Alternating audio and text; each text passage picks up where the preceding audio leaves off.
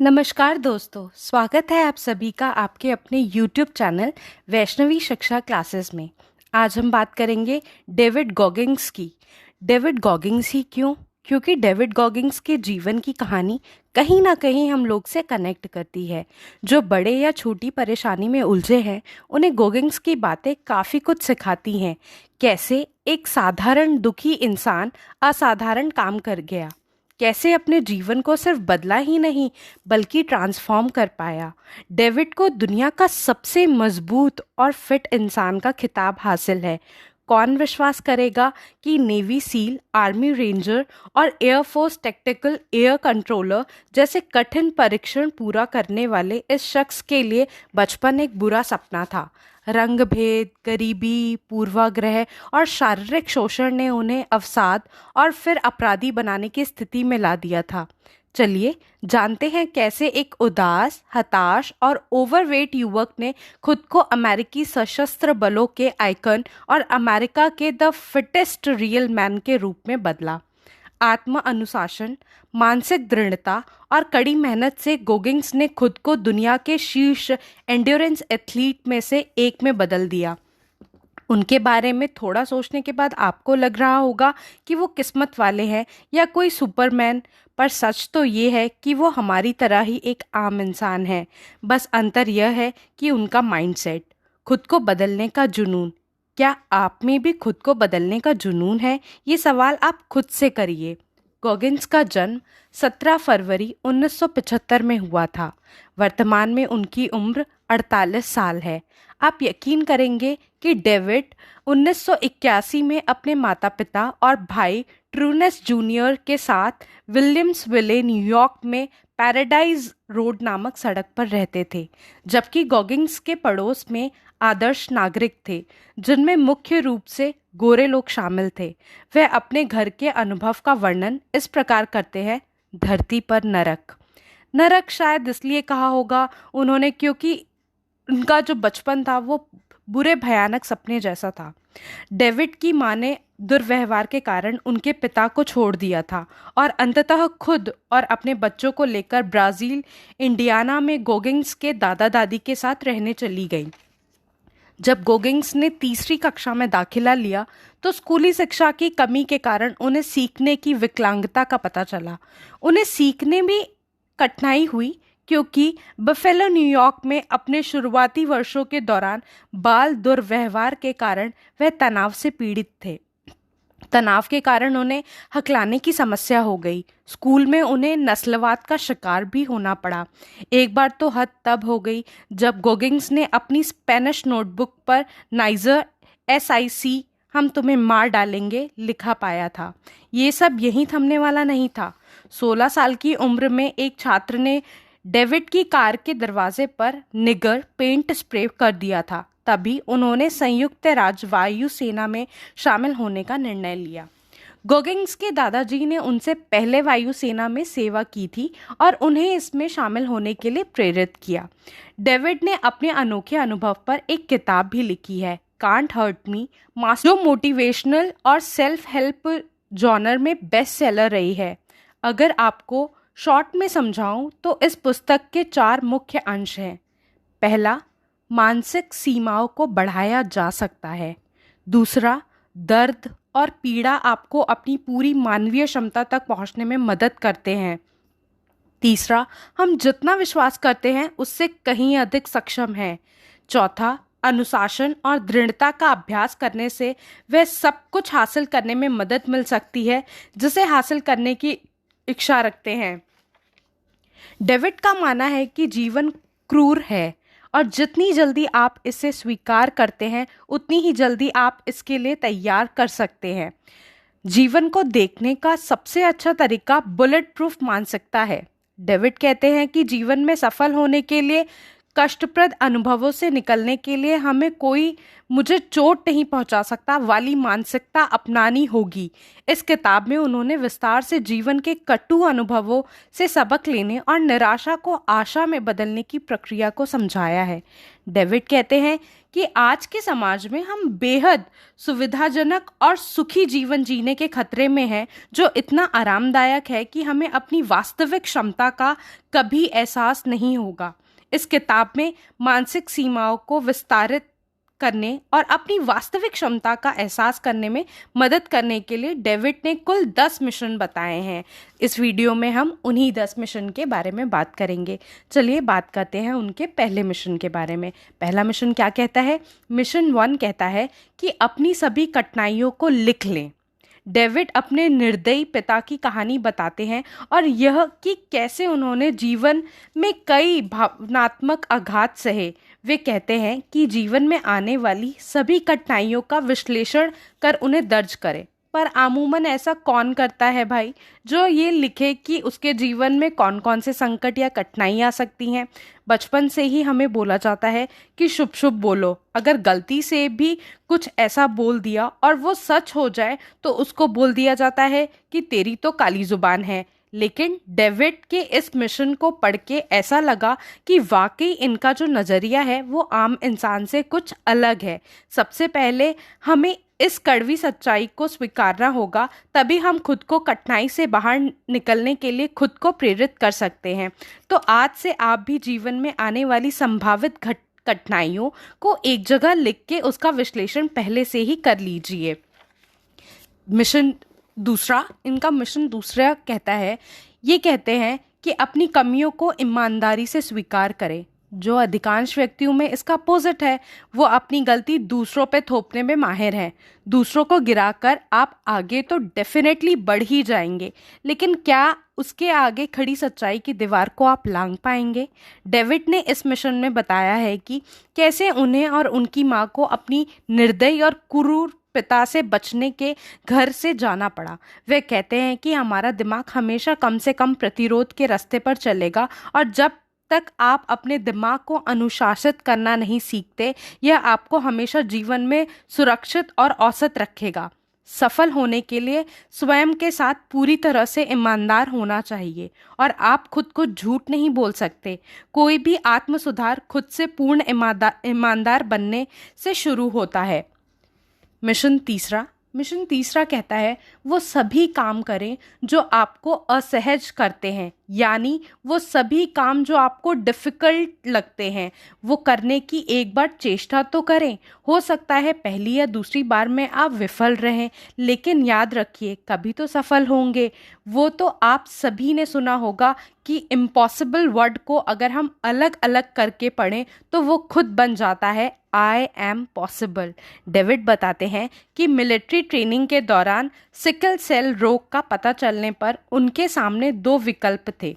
चिकित्सा कारणों से कठिन सैन्य परीक्षण से हट जाएं या सैनिक बनने के अपने लक्ष्य के लिए प्रतिबद्ध रहें। हर दर्द और भयानक कठिनाई के बाद जब वे सफल रहे तो उन्हें कंफर्ट जोन से निकलने का फायदा समझ आया। वे कहते हैं कि कंफर्ट जोन से निकलने के लिए कुछ ऐसा करना चाहिए जो आपको असहज करे और कुछ ऐसा जो आप हर दिन नहीं करना चाहते। छोटी शुरुआत करें और धीरे धीरे समय के साथ आप अपने दिमाग की शांत करें और बुलेट प्रूफ मानसिकता का निर्माण करते रहें। मिशन 4 कहता है, कोई भी प्रतिस्पर्धी स्थिति और प्रतिद्वंदी चुने और उन्हें उत्कृष्टता से हराएं।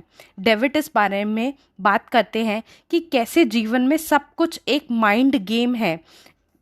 असंभव सी लगने वाली स्थिति में ही आप हमेशा अपने भीतर और अधिक खोज सकते हैं और मानसिक सीमाओं को आगे बढ़ा सकते हैं। जब हम सबसे खराब स्थिति में हों तो खुद को सर्वश्रेष्ठ दिखाना ही जीतने का आधार बनता है। मिशन 5 कहता है, कठिन चुनौतियों की कल्पना करें। सोचें कि आप इसे क्यों कर रहे हैं।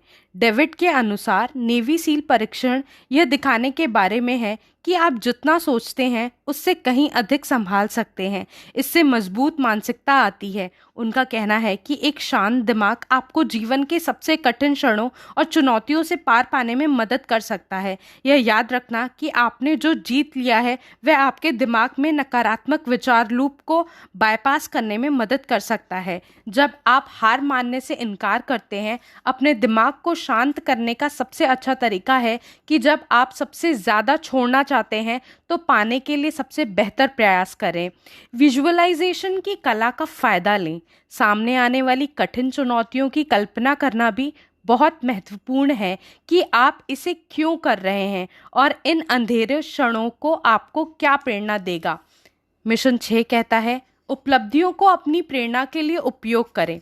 डेविड उपलब्धियों से प्रेरित होने के लिए कुकी जार की अपनी अवधारणा के बारे में बताते हैं। इस जार में अपनी सारी उपलब्धियों को एकत्रित करें और याद करें कि हर उपलब्धि के पीछे उसके इनाम पाने की प्रक्रिया में कितना दर्द है। दर्द इस बात की याद दिलाता था कि जब हमने ऐसा किया था और जब हम खुद को साबित कर रहे थे तो कैसे संकल्प और मानसिक दृढ़ता के सहारे जीत हासिल की थी। यह आपके दिमाग और सहनशक्ति को मजबूत बनाएगा। डेविड कहते हैं कि अपनी ज़िंदगी में सबसे दर्दनाक समय में मैंने सबसे ज़्यादा खूबसूरती देखी। तो भविष्य में किसी भी कठिन समय में जब प्रेरणा और शक्ति की आवश्यकता हो तो आप कुकी जार खोल सकते हैं और अपने आप को पिछली सभी सफलताओं की याद दिला सकते हैं। कुकी जार का उद्देश्य आपको अपने बारे में अच्छा महसूस कराना नहीं है, यह आपको याद दिलाना है कि पिछली जीत के आधार पर कुछ भी असंभव नहीं है।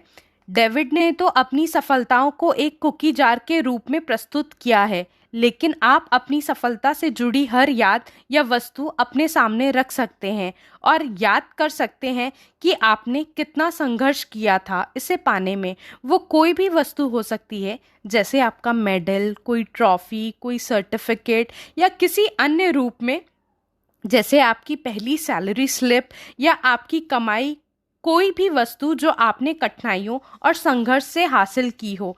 ये तो वही बात है जो खुद हमारे पुराणों में लिखी हुई है कि हनुमान जी अपनी शक्तियां भूल चुके थे क्योंकि उन्हें बचपन में श्राप मिला था और श्राप के अनुसार उन्हें उनकी शक्तियों को यदि कोई याद दिलाता तभी वो अपनी शक्तियां वापस पा सकते थे।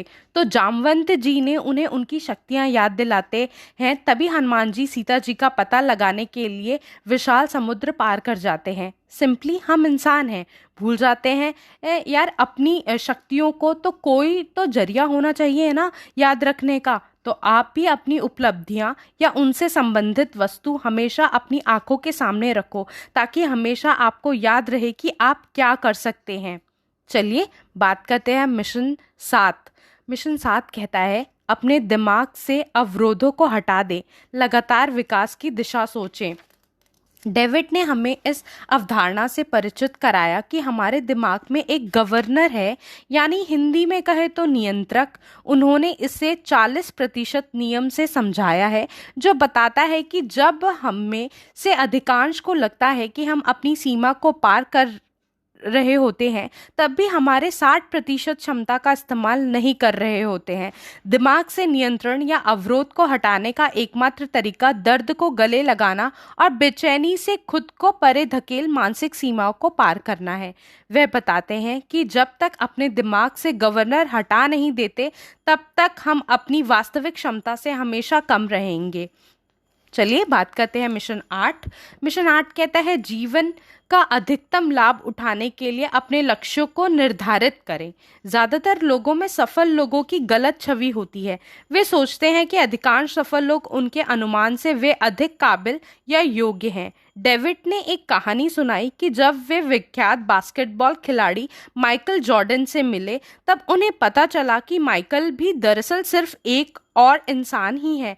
डेविड सामान्य नेवी सील बनने के बजाय बेहद कठिन अल्ट्रा मैराथन यानी दुर्गम इलाकों के साथ 100 से ज़्यादा मील की दौड़ चैलेंज को अपनाया और अपनी क्षमता से अधिक करने के लक्ष्य को हासिल किया। उनका कहना है कि अपने जीवन में बेहतर और अधिक हासिल करने के लिए गो एक्स्ट्रा माइल का सिद्धांत अपनाना चाहिए। हमें हर दिन अपनी क्षमता से अधिक प्राप्त करने के लिए खुद को प्रोत्साहित करना होगा। मिशन 9 कहता है, बेहतर बनने के लिए निरंतर प्रयास करते रहिए। डेविड ने अतिरिक्त चुनौतियों का पीछा करने और आर्मी रेंजर स्कूल में भर्ती होने का फैसला किया। उन्होंने अपनी पूरी क्षमता से जीने की निरंतर खोज में जीवन जीने का फैसला किया। डेविड कहते हैं कि साधारण लोगों के बीच अलग दिखना और छोटे तालाब में बड़ी मछली बनना आसान है, लेकिन जब आप भेड़िए होते हैं, भेड़ियों से घिरे हैं, तो यह और भी कठिन होता है। वे लोगों को प्रोत्साहित करते हैं कि आप अपने दैनिक जीवन में जिस आत्मसंतुष्टि का अनुभव करते हैं उसे खत्म कर दें और हर तरह से स्वयं को चुनौती देना जारी रखें। हमें जानना होगा कि हम अकेले खड़े हैं। यह हमें बेहतर होने के लिए निरंतर चुनौती देगा, जिससे आपका दिमाग को और भी मजबूत और भावनाओं पर काबू पाने में मदद करने के लिए आवश्यक ऊर्जा प्रदान करेगा। चलिए अपने आखिरी मिशन के बारे में बात करते हैं। मिशन 10, अपनी असफलताओं को लिखें, उनसे सीखें और फिर से आगे बढ़ें। डेविड 24 घंटे के पुल अप वर्ल्ड रिकॉर्ड को तोड़ने के पहले प्रयास में असफल रहे, लेकिन वह अपने दूसरे प्रयास में अधिक संकल्पित होकर वापस आए और मौजूदा विश्व रिकॉर्ड को तोड़ नया रिकॉर्ड बनाया। वह असफल रहे, उन्होंने सीखा और वह अपने लक्ष्य तक पहुंच गए। डेविड की यह किताब हमें अपने जीवन में मानसिक सीमाओं को आगे बढ़ाने के अद्भुत संकल्प की सच्ची कहानी बताती है। यह किताब हमें सभी चुनौतियों और प्रतिकूलताओं के बीच निरंतर बने रहने के लिए प्रेरित करती है। सफलता पाने के लिए हमारी मानसिक सीमाओं को आगे बढ़ाने और वास्तविक क्षमता का एहसास करने में मदद करने के लिए यह एक शानदार किताब है। साथ ही साथ कुछ बातें क्लियर होना भी बहुत ज़रूरी है। कुछ सवाल आप खुद से पूछें कि जो लक्ष्य आप चाहते हैं वो क्यों चाहिए, कौन सी बात है जो आपको उसे पाने के लिए प्रेरणा दे रही है। जब चीज़ें क्लियर होंगी तो आपको उसमें आने वाली कठिन स्थिति आपको हारने नहीं देंगी, बल्कि एक योद्धा बनाएंगी और जीत की ओर ले जाएंगी। चलिए वीडियो के अंत में बढ़ते हुए डेविड का एक फेमस कोट आपको बताती हूँ। हम सभी के पास कुछ नहीं से कुछ में आने की क्षमता है। We all have the ability to come from nothing to something. अगर आपको इस वीडियो से किसी भी प्रकार से प्रेरणा मिली हो तो चैनल को सब्सक्राइब ज़रूर करें और जुड़े रहने के लिए बेल आइकन को प्रेस करें ताकि हर नई वीडियो का नोटिफिकेशन आपको समय समय पर मिलता रहे। धन्यवाद।